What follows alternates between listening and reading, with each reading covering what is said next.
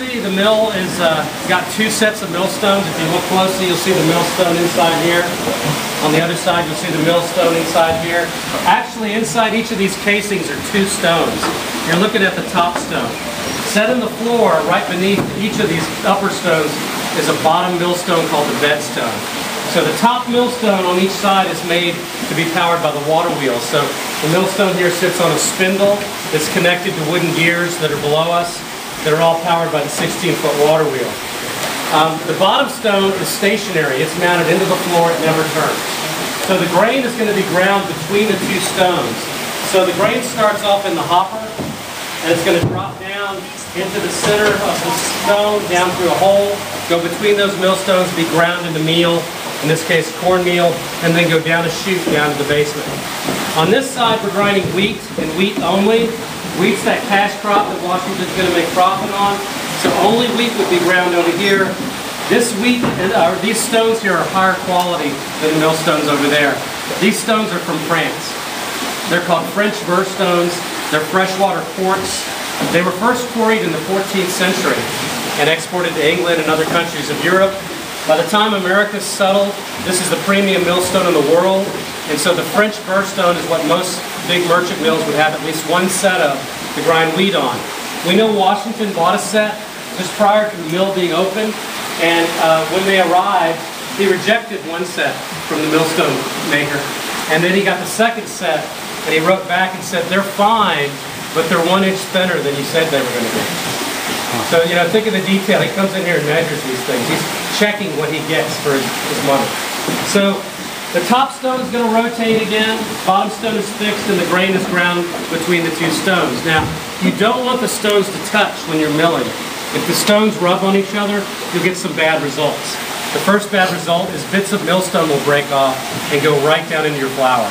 So that's going to affect, obviously, the customers, and we'll let you know about that. So these millstones are meant to run really, really close together, and they are adjustable. So when we go downstairs, we're going to show you there's a couple of long compound levers that the millers use, and when you pull down on the lever, it'll raise the top stone. When you lower the lever, it'll lower the top stone. So you can set the gap between those two stones wherever you want it. The closer they are, the finer the flour. So for export flour, which is called superfine flour, it was a white flour, it's set really, really close. We'll talk in detail how it's sifted as we go up. When you do cornmeal, generally speaking, cornmeal has a little more texture to it, so you'd set the gap just a little further. And if anybody likes grits, anybody eat grits? We make grits here sometimes, so then you gap the stones out even further. So it just depends on what you want to make. The other thing the miller controls is how much grain is going into the stone. So right underneath the hopper, you'll notice there's this little V-shaped tray right under the hopper. It's called the shoe. And there's a leather strap attached to it.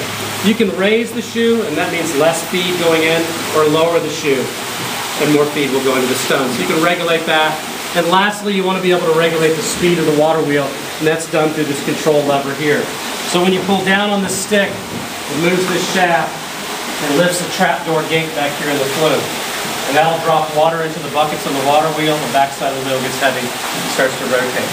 Once it starts rolling, you're not filling each bucket each time. There's kind of a flywheel effect that happens with this wheel. You're keeping the momentum of the wheel going. So this is how kind of your on and off switch and your speed control. Now, Washington's first miller, William Roberts, was a very valuable employee because Roberts was also a millwright. You guys understand the difference with miller and millwright? Millers run mills. Millwrights are engineers that build mills. He was both. So when William Roberts? William Roberts, yeah. So when he hires Roberts from Pennsylvania, he's got somebody that can repair his mill when it breaks. And in fact, Washington wrote a friend and said, in 15 years, I have paid no funds for repair to my mill. Because Roberts rebuilt the water wheel, rebuilt the gears when needed. The only problem with Roberts is he developed an alcohol problem, a very bad alcohol problem. And it's not because of the distillery. This is long before the distillery was built. It happens while Washington's away at the war. And Washington's getting reports on it from the farm manager and his cousin, Lund Washington. But sadly, you know, you see it even today. These human problems are in every century. And Roberts was a very talented man, but it got so bad that in 1785, George Washington fired him.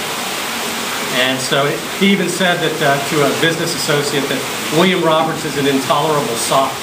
and I can no longer trust him with my business affairs. But years later, it's kind of funny because Washington tries to hire him back in 1799. It's an interesting story because here's the retired president of the United States writing William Roberts and says, look, you can come back here and retire here with me.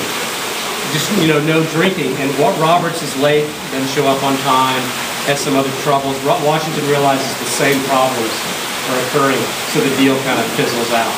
So after Roberts, he had two other millers who were okay, but never as good as Roberts. But it's the nature of any business. You're going to have a range of talent as you work. One other thing about the mill before we started up, if you look around, you'll notice older timber, much older timber. This mill was first reconstructed in 1932, so everything here is a reconstruction, and it's part of an old mill. Another old mill was brought here and put in this new stone building. This is when this was a state park. And then Mount Vernon took it over in the late 1990s and made it work again, so that's why you see newer machinery in here. Now, one of the key components that's going to make you understand the mill is the elevators here. There's one elevator right here and one against the stairs right there. Inside that wood casing, those are hollow casings, there's that continuous belt with a pulley at the bottom, a pulley at the fourth floor, and little tin cups every 8 inches. That will transport the raw grain seed when it comes in the mill. So from his 4 farms, the harvest would come in, they'd send it down a trap door, it gets carried all the way upstairs automatically by the elevator, dumped into storage bins, and then it's run through a cleaner, which is right above here, which you'll see working today, that separates the chaff and the debris away from the grain. And then clean wheat would come down the chute right here to the stones. And then you mill it, and then it goes up as wheat meal, up elevator number 2. And it goes up to the 4th floor. We're going to see a flour cooler that was Oliver Evans' invention. And then it drops into a big sifter right up on the 3rd floor that's going to grade the flour into superfine white flour, a medium grade, what we call whole wheat flour today, and then bran. So it's sifted through silk on the floor above. And then it drops right into barrels on that side of the room. Once the grain entered elevator trap door, the millers wouldn't have to handle it until they put a lid on a barrel. So Oliver Evans' system really caught on, and he in fact received the 3rd U.S. patent ever given for the automated mill. And Washington was one of the first 10 or 15 men in the nation to have it. And we are the only working Evans mill in the nation. So again, this is a unique thing for you to see today. So, any questions before we fire the mill up? What are the screws coming down right here on these arms? This is a stone crane. You have to be able to lift the stone, the top stone up to clean it out and to sharpen it. So each millstone has grooves cut into its grinding face, and maybe you come across a millstone in gardens or pathways. They get used for a lot of decorative purposes today, but the top and bottom stone has a pattern of grooves cut into its face, and that's called the dressing of the stone. And so periodically, like any cutting tool, you have to sharpen that. And so to get that done, you have to use this pick here, but that means we have to take all the mill furniture off, anchor that crane around the stone, jack that stone up, and flip it over, and then work on the stone. There's one on that side as well. How many hours a day would they run the mill? Sometimes 16 to 20 hours a day. It can depend on the time of year and also if they've had drought or not. We have one letter from Washington where they've had drought for months. They finally get enough rain, and he says to the farm manager, tell the miller this means nice. So they get that wheat done. So it's really much market-driven, demand-driven. So sometimes they might run a few hours, sometimes it might be all day. And usually 9 months out of the year. Because you have a winter frost that's going to hit you, freeze up. Any other questions at all before we get going? All right, we're going to get it going. Once it gets started, this stone's going to work here. I'm going to be grinding wheat for you. So once you get a good look at this, head down the stairs here, and then go around the back downstairs, and you'll see Marlin down below. We'll talk to you some more. We'll shut the mill off, and then we'll carry you all the way up to see everything, okay?